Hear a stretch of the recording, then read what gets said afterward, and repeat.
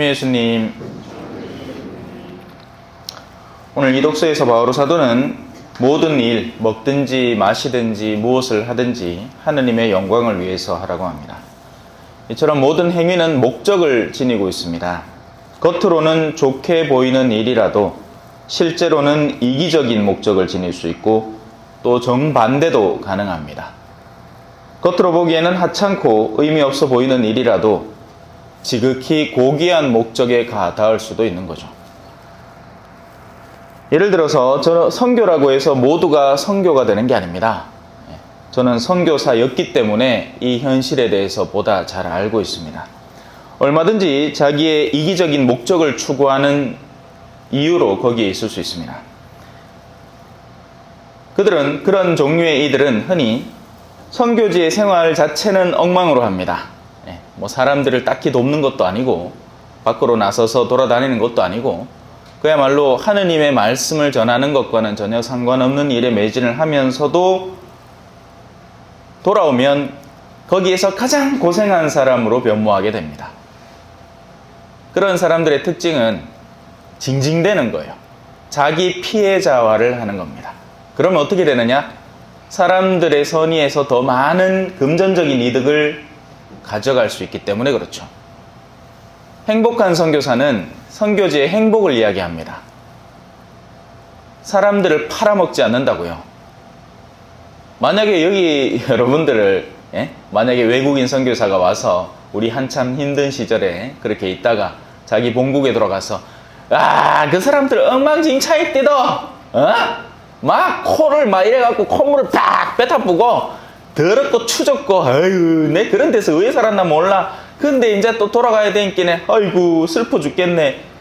이건 우리를 팔아먹는 행위죠.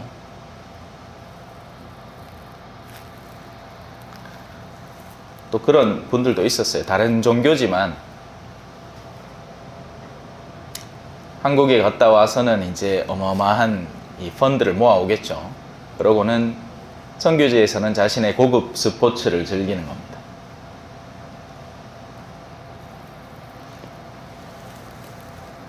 설인데 가족들이 많이들 친지들을 찾아왔을 거예요. 부모님을 찾아뵙는데도 자신들의 고유한 목적이 있겠죠. 정말 부모님을 염려하는 사람이라면 평소에 찾아올 겁니다. 하지만 그게 아니라면 잘 보여야 되니까, 목적이 있으니까, 아버지의 재산이 아직 있으니까, 그러면 다른 목적이 거기에 깃들어 있는 거죠. 반대로 본당에서 별로 눈에 드러나지도 않고 그가 하는 일이 대수롭지 않은 사람이 있을 수 있지만 실은 자신의 가정에서 수많은 반대와 박해에도 불구하고 신앙을 꾸준히 유지하기 위해서 애를 쓰는 사람도 있을 수 있습니다. 성당에서 보면 그냥 초라해 보이는 한 자매님인데 아무도 신경 안 쓰는데 그의 내면 속에는 보석 같은 가치가 빛나고 있는 거죠. 그 숱한 박해를 굴하고 나오니까. 요즘 사람들 얼마든지 성당 나갈 수 있는데도 귀찮고 게을러서 안 나가는 판에 그분은 나가지 말라고 주변에서 만류하는데도 그걸 극복하고 나가니 그 내면에 얼마나 많은 보석이 들어있는 겁니까? 하지만 그런 그의 내적 가치는 흔히 외면으로는 전혀 드러나지 않습니다. 숨겨져 있죠. 이 사람이 재밌는 게 그거잖아요. 속에 뭐가 들어있는지 아무도 모릅니다. 그죠? 심지어는 부모도 속일 수 있고 자식도 속일 수 있습니다. 부부 사이에도 속이죠. 그러니 불륜이 가능하지. 속이자마자 알면 어떻게 불륜을 저지릅니까? 그죠? 사람은 지극히 평범한 일을 하는 모든 우리의 일상사의 모든 일을 하느님의 영광을 위해서 할 수 있습니다. 오늘 이 독서의 말을 빌자면 먹든지 마시든지 심지어는 먹는 것도 마시는 것도 하느님의 영광을 위해서 할 수 있는 겁니다. 또 이 말을 바꾸면 정반대도 가능하다는 얘기죠. 아무리 하찮아 보이는 행동이라도 정반대의 목적으로 행하고 있다면 지극히 악한 행동이 되어버리는 겁니다.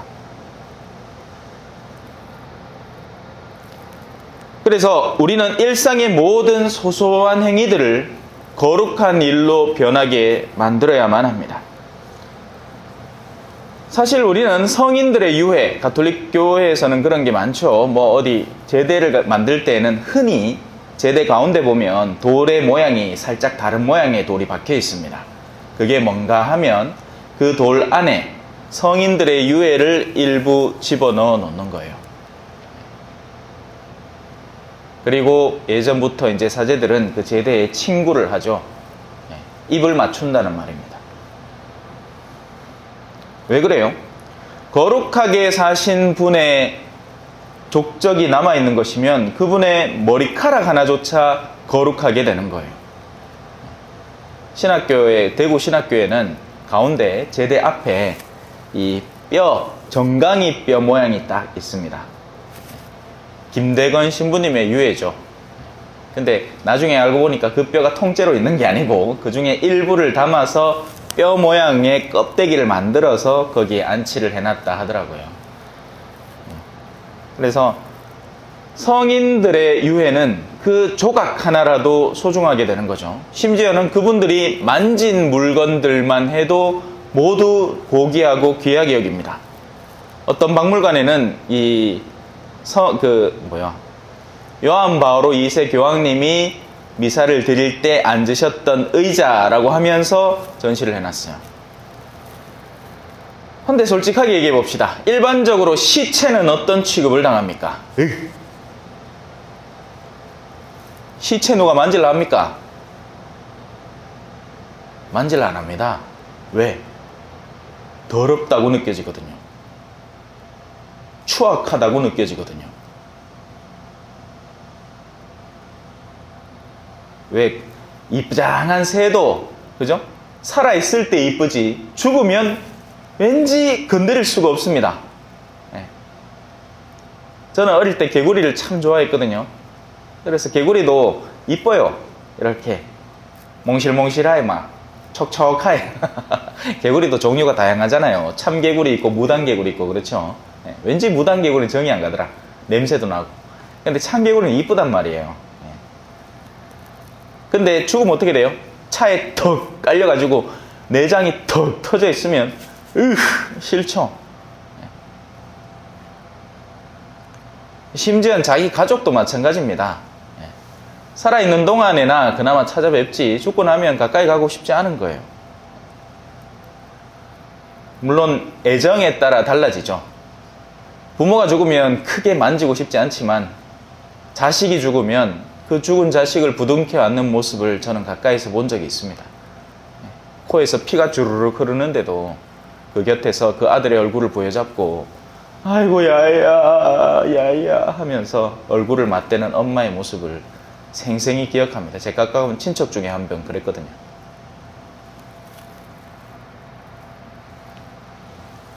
통상적으로는 우리는 시체는 더럽다고 하는 겁니다. 근데 그 더러운 시체를 성인의 시체 유해 조각이면 느낌이 달라지는 겁니다. 그 안에 있는 내적 가치가 달라지기 때문에 그렇죠. 그래서 이걸 얼마든지 반대로도 적용시켜 볼 수 있습니다. 우리는 흔히 귀금속을 귀하다고 여기죠. 하지만 그 귀금속 안에 내재되어 있는 여러 가지 욕구들이 뒤섞여 있는 것이라면 조심해야 됩니다. 돈은 소중한 가치죠. 먹고 사는데 필요한 거예요. 그냥 도구고 수단이지만 그 돈에 욕구들이 얽매여 있으면 더러운 물건이 됩니다. 흔히 부모님들이 이걸 잘 몰라요. 자신이 갖고 있는 게 온전히 여러분들 거라고 생각합니까? 아닙니다. 자식들의 욕망이 거기 덕지덕지 붙어 있습니다. 함부로 다루다가는 경을 치를 겁니다. 예를 들어서 어떤 부모님이 이렇게 얘기한다고 한번 해봅시다. 야 아들아, 내가 내 인생을 곰곰이 생각해 봤는데 내가 이제는 이 갖고 있는 것들을 처분해가 가난한 사람들을 좀 돕고 갈란다. 하면 어떻게 될까? 자녀들이 아이고 아버지 좋은 생각하셨네요 할 것 같아요. 돌아십니까? 이 돈을 누굴 준다고 해? 집을 누구한테 판다고? 말도 안 되는 소리 하지 마이소 이렇게 할걸. 눈에 선합니다. 그죠? 지금 자녀들의 내면이 어떨지는 여러분들이 뭔가를 지니고 있을 때는 안 드러납니다. 여러분들이 아무것도 없을 때 비로소 그 본질이 드러납니다. 없어도 나를 돌볼 것인가? 아니, 찾아오기나 할 것인가? 속지 마십시오. 이미 내면에서 그 허영들이 형성되어 가는 것이 보일 테니까요.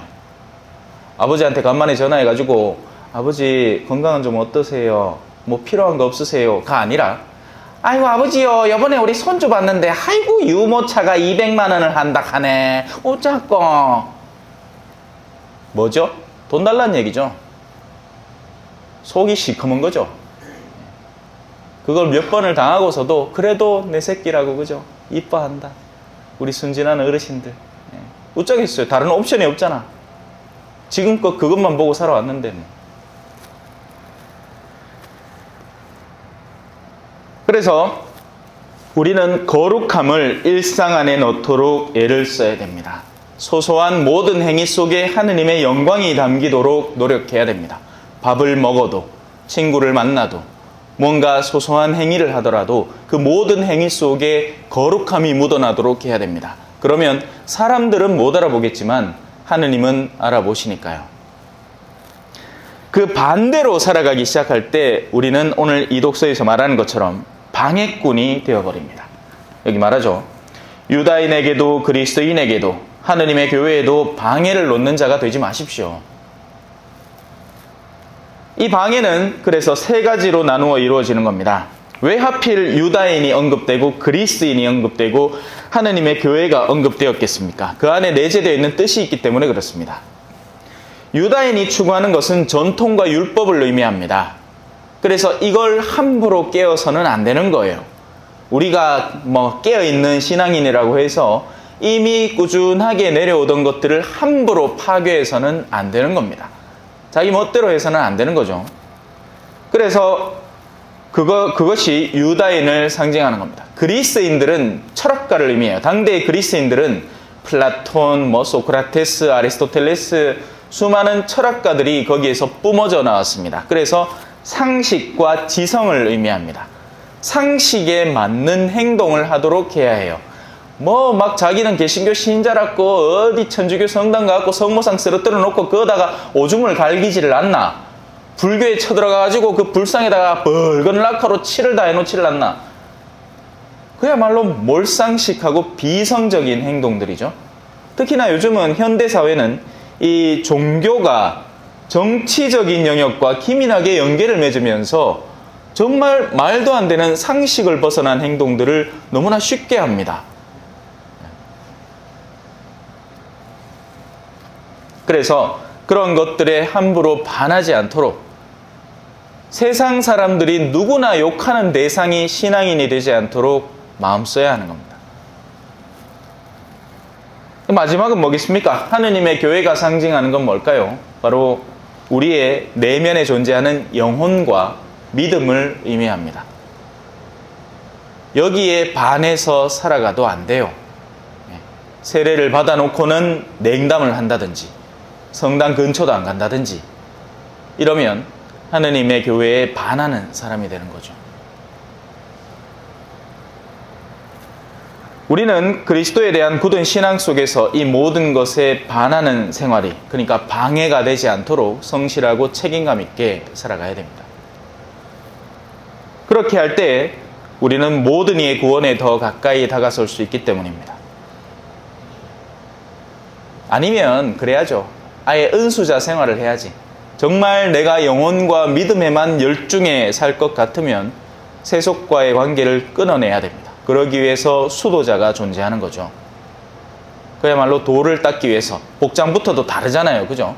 다른 사람들 막 이렇게 저렇게 꾸미고 살 때 희끄무레한 복장으로 살아가는 겁니다. 그렇게 공동체, 자신들의 공동체에 머물러서 세상과의 연을 끊고 살아가는 거죠. 근데 이제 요즘은 수도자의 카리스마에 따라 다르죠. 정교 수도회라는 게 있으니까 그런 수도회는 조금은 세상에 다가서서 사람들에게 녹아나면서 그 삶을 이끌어가는 거고요. 결국 모든 것 안에서 우리는 우리의 이익을 바라지 않고 그들에게 유익한 것, 세상인들에게 유익한 것을 기본적으로 바라야 합니다. 그 유익함이 그들의 탐욕을 채우는 거라면 조심해야겠지만 기본적으로는 우리는 세상 사람들에게 도움이 되는 유익한 존재로 탈바꿈해야 합니다. 그리고 나아가서 그 모든 것들을 통해서 사람들이 하느님께 영광을 드릴 수 있도록 초대해야 됩니다. 사실 선교라는 게 딴 게 아닙니다. 어디 선교 책자 들고 가서 성당 가기 싫다는 사람 억지로 목줄 끌고 와가지고 성당에 앉히는 게 선교가 아니에요. 선교란 건 저렇게 살면 좋겠다. 저들이 하는 말은 일리가 있는걸. 저들은 누구보다도 책임감 있고 열심하고 성실하게 사는구나 하는 것을 그들이 보고 느끼게끔 하는 겁니다.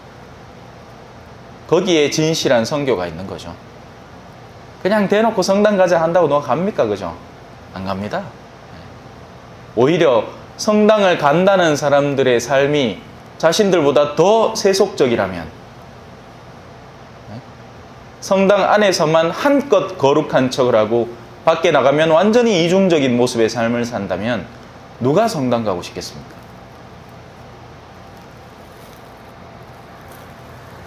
모쪼록 우리의 삶을 하느님의 영광이 되는 형태로 바꾸어 나가시기를 바랍니다. 그 길이 쉽지는 않지만, 쉽다고 안 했어요. 그 길은 십자가의 길입니다.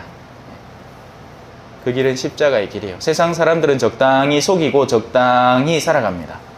하지만 우리는 그래서는 안 되고, 바오로 사도가 항상 가르치는 것처럼 모든 이에게 모든 것이 되기 위해서 애를 써야 하는 삶인 거죠. 아멘.